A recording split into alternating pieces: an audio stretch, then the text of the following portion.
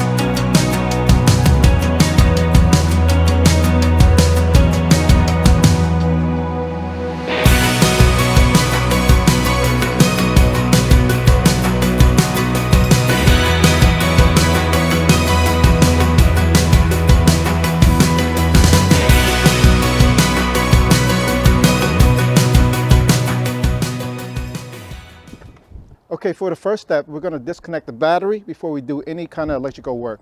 I'm going to just disconnect the negative side of the battery and leave the positive side on. So before we get started with the installation of the dash cam, I do recommend additional purchase of this hardwire kit. It just makes it so much easier to install the dash cam onto your car. All right, so inside the hardwire kit, it comes with all these components right here. This is the main cable that we're going to connect into the dash cam. Here's a fuse puller tool, and also it comes with these 4 additional fuse tabs that you have to use the correct one specifically for your car. All right, on the cable itself, you'll see a couple dip switch. So basically what that does is that it allows you to shut off the dash cam if it detects your battery is running low. So you could put it to whatever voltage you would like. And now we need to locate the fuse box, which is located right here on the driver's side kick panel. What we're going to do is tap into that line and run the line all the way up to the pillar, to the headliner, and to the dash cam itself. So the first thing I'm going to do is pull this pillar piece out. Then I'm going to remove the fuse cover. And in some unit, you could remove the side panel right here. I'm going to try to remove it here. So this car allows me to remove the side panel, which gives it a lot more easier access to run the wire. So on the back of the fuse box lid, there's a diagram for the fuse. So what I'm going to do is remove 2 fuses. One is connected to the battery and another one is a 12-volt switch. I'm going to remove the door and the accessory fuse to connect to the wires.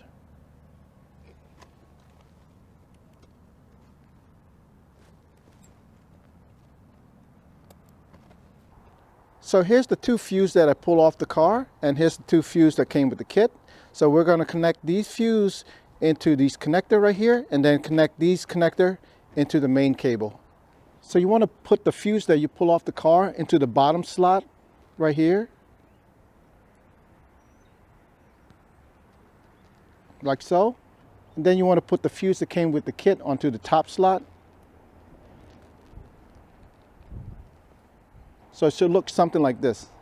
And now we got to do the same on the other connector.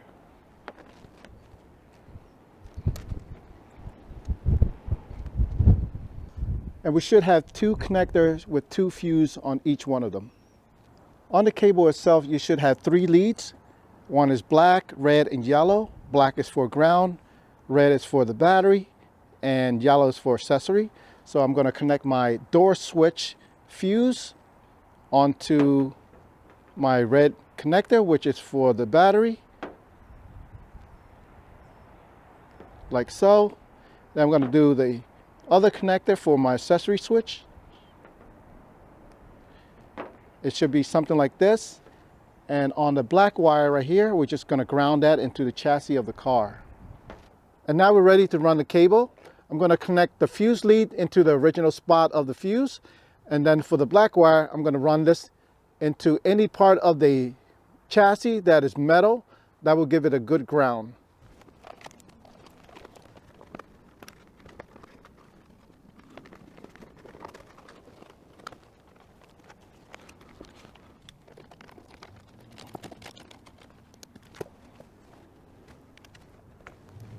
And here's the ground wire.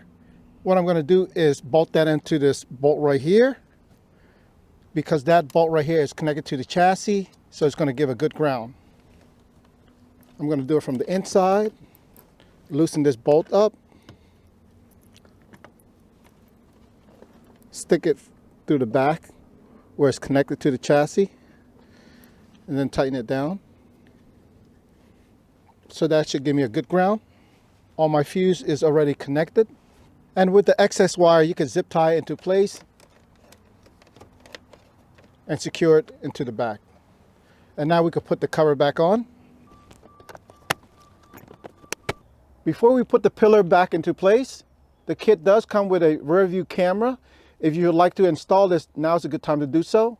What you want to do is run the wire from where the dash cam goes to the top of the liner and all the way back into the rear of the car. Keep note that you will need a 12 volt power supply, so you have to tap this red wire into a power supply in the back. Now I can put the pillar trim back in place. And now we're ready to mount the dash cam. The kit does come with 2 different size rubber band. Make sure you use the correct size for your rear view mirror. It simply just connects to the top and bottom of the dash cam, like so. Just a side note before we install it, there's 3 connectors on the top and the SD card slot on the top. The 3 connectors are the power supply, the rear view camera, and the GPS unit. The GPS unit does come with the unit, and you can connect this and mount it with a double-side tape, and you can stuff the wire into the headliners.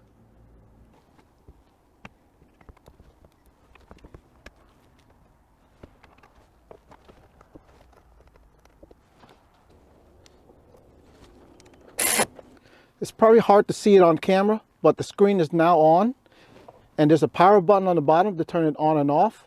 Okay, now we're going to do a driving test to test out the video quality of the dash cam.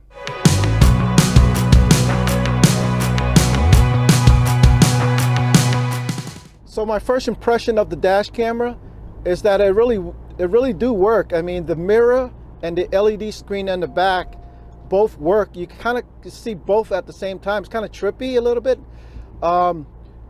It's best to see the LED screen at night or under a different angle, but you could definitely see both of them working at the same time. You can see the reflection like a regular rearview mirror, and you can also see the LED behind it. And when I tap on the screen, I can see the menu clearly. So it's it's working as it should. And I haven't reviewed the video quality yet, but how does it look on your screen so far? Do you guys like it? I mean, so far so good. I kind of like this dash cam, and it doesn't take up too much space because it's using the space of the rear view mirror. You know what I mean? So probably the most important thing about dash cam is able to see the license plate of the car in front of the dash cam.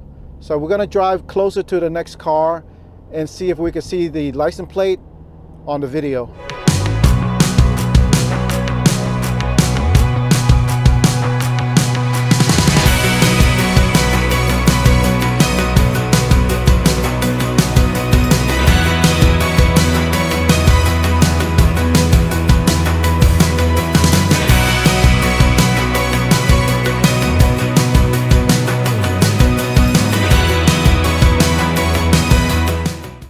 All right, so now it's nighttime, as you can see on the dash cam. So to use the screen as a rear view mirror, you can simply say, turn off display. Screen turned off. And the screen will turn off, and the mirror will act as a regular mirror, just like your normal everyday driving car. And to simply turn it back on, you can simply touch the screen and display will come back on. So it's a double feature. It works as a rear view mirror and also a display.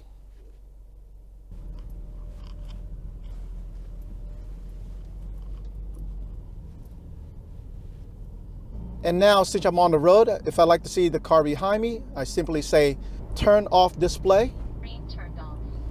And the screen will turn off and I can see the car behind me. Okay guys, that's it for this video. Make sure you hit the like and subscribe button, and I'll see you on the next video. ハイパースピードメディア